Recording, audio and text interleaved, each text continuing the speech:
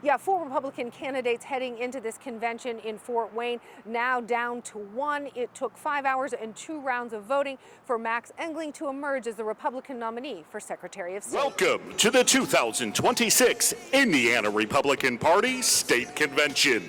And then there was one. And our nominee for Secretary of State is Max Engling with 867 votes. He came into the race at the last minute, but Max Engling was the first to call for party unity when Saturday's convention was over. And let's go win as a team in November. Thank you. During the convention, Engling warned that losing in November could cost Republicans a lot more than the Secretary of State's office. If we lose this office, we can lose everything else. The Secretary of State is the chief guardian of election integrity. And we must have integrity both in our elections and in our elected officials. They go hand in hand.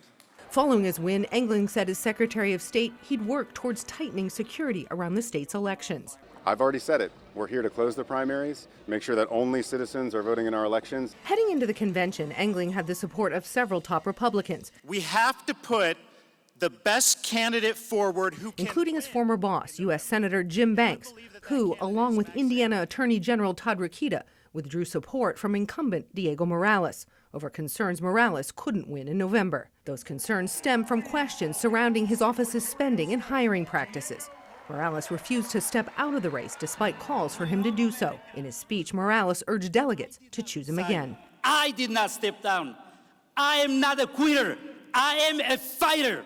That fight, though, not enough this time. Republicans weren't the only ones in Fort Wayne this weekend with a vested interest in the Secretary of State's race. I'm going to go anywhere. I'm going to talk to anyone. Democratic nominee Bo Bai stopped by on his way to campaign at the Shelby County Fair. I'm going to ask for the vote of the 1,800 delegates in that convention hall today. There's something better that's possible here in Indiana. Bai's not the only one with his eye on the office of Secretary of State, who thinks it's time for a change in the party who controls the office. Former Republican mayor of Indianapolis, Greg Ballard, was also in town talking to voters. Ballard's campaign announced he's turned in over 52,000 signatures to get on the ballot in November as an independent.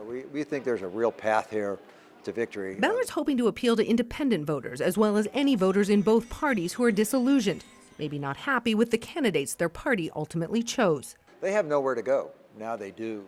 Now they have somewhere to go. And now the campaigns shift their focus to November and wait to see if Greg Ballard does indeed have enough signatures to be on the ballot in November as an independent. He says he does. Both the Democrat and Republican nominees say his presence on the ballot will not change their message or how they campaign. Ballard says the same of them.